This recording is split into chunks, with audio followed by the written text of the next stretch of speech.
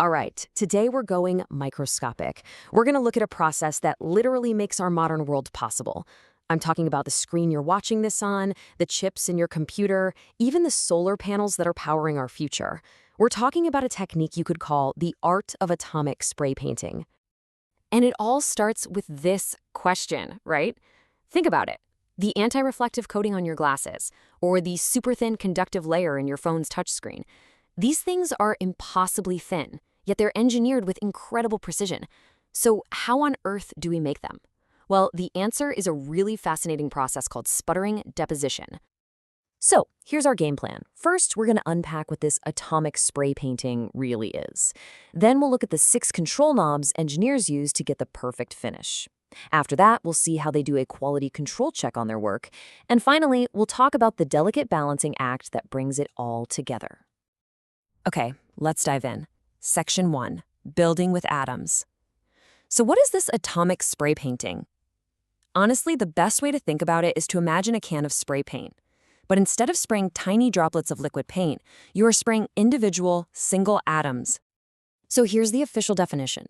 You take a source material, let's call it the paint, maybe a solid block of titanium or silicon, then you hit it with so much energy that you literally knock individual atoms loose.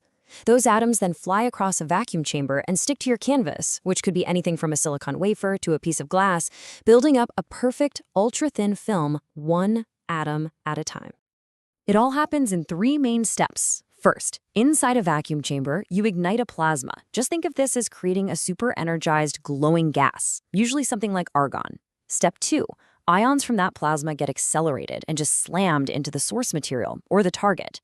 This collision is so powerful, it's like a cosmic game of billiards, knocking atoms right off the target. And finally, step 3. These newly freed atoms travel and deposit onto the surface you want to coat, building up that thin film. But here's the thing. Creating the perfect film isn't just about flipping a switch. It's about fine-tuning a whole set of controls.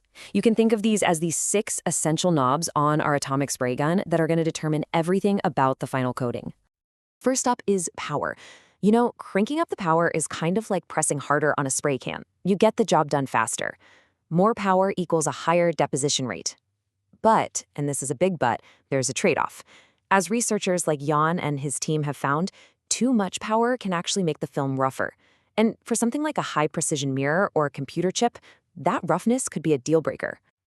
Next up is pressure. Now, this is about the amount of gas inside that vacuum chamber. If the pressure is low, our sputtered atoms have a nice, clear flight path to the target.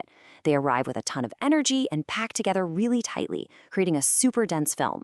But if you have a higher pressure, there are more gas molecules in the way. It's like trying to run through a crowd. The atoms scatter, they lose energy, and you can end up with a more porous, less dense coating. Temperature is also absolutely critical. If the surface you're coating, the substrate, is cool, the atoms pretty much stick wherever they land. But if you heat it up, you're giving those arriving atoms enough energy to kind of skitter across the surface and find the best possible spot to settle down. A study by Kasuno on silver films showed this can completely transform the film's structure. It promotes better organization or crystallinity, which is basically how neatly the atoms are stacked, and a more organized structure that almost always means better performance. So we've talked power, we've talked pressure, but there's another crucial ingredient: the gas inside the chamber. And it's not just about how much gas is in there. The type of gas you use can totally change the chemical makeup of your final film. You've got 2 main types of gas. First, there's an inert gas, like argon. You can think of it as a demolition crew. Its only job is to bombard the target and knock atoms loose. But you can also introduce a reactive gas, like oxygen or nitrogen.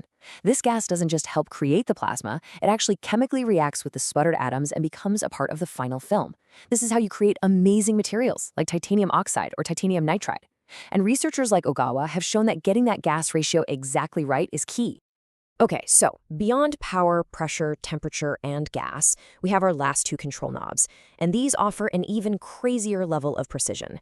These are the advanced techniques that engineers use when they really need to fine-tune that atomic spray. First, simple enough, the distance between your atomic paint can and your canvas, well, it matters. It directly affects how uniform the coating is. And second, you can get really sophisticated by pulsing the power on and off instead of just leaving it on. This, along with applying a separate voltage to the substrate, gives engineers this whole other layer of control over the energy of the arriving atoms and the final properties of the film, like internal stress.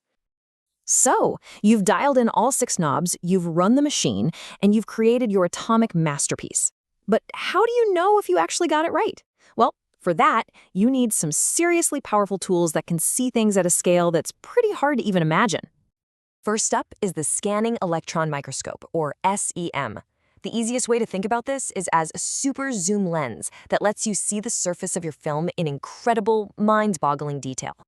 An SEM shows you the film's morphology, which is really just a fancy way of saying its overall shape and surface texture. It lets you see the individual grains that make up the film, and you can measure its exact thickness. This is your first and most basic check to make sure the film is even and has the physical structure you were aiming for.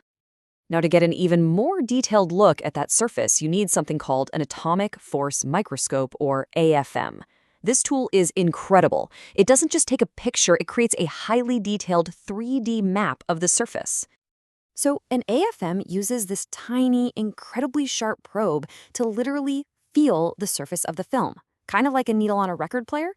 This lets it measure the topography all the way down to the nanoscale, giving you a precise, actual number for surface roughness. For things like mirrors or microchips, knowing exactly how smooth your surface is can mean the difference between working and not working. Okay, finally, we need to look even deeper than the surface. We have to check the film's fundamental atomic structure. And for that, we use a technique called X-ray Diffraction, or XRD. You can think of XRD as checking the atomic blueprint of your film. It shoots X-rays at it and then analyzes how they bounce off to confirm that the atoms have arranged themselves in the correct crystal structure. This tells you if you made the right material phase, for instance, confirming you actually made titanium oxide instead of just pure titanium, and it verifies that those atomic building blocks are stacked correctly to get the job done. And this all brings us to our final and maybe the most important point. None of these control knobs exists in its own little world. When you change one, it creates ripple effects that touch everything else. As researchers like Bullitt and Griffnell have pointed out, you can't just change the power without thinking about how it's going to affect the pressure and the temperature. The whole process is this intricate dance of interconnected variables. Mastering sputtering is really all about mastering this complex balancing act. And that's really the core challenge of sputtering, isn't it? Every knob you turn involves a trade-off. Do you crank up the power to make the film faster? Well, you might sacrifice the smoothness of the surface. Do you raise the temperature to get that perfectly organized crystal structure? You could introduce unwanted stress into the film. Getting the perfect coating isn't about maximizing any one thing. It's about finding that perfect, delicate balance between all of them. Ultimately, sputtering deposition is this incredibly powerful tool that lets us engineer materials at the atomic level, creating these invisible surfaces that enable so much of our technology. It's a great reminder that sometimes the biggest innovations happen on the smallest possible scales. The future is truly being built on surfaces we can't even see. The only question left is, what are we going to build next?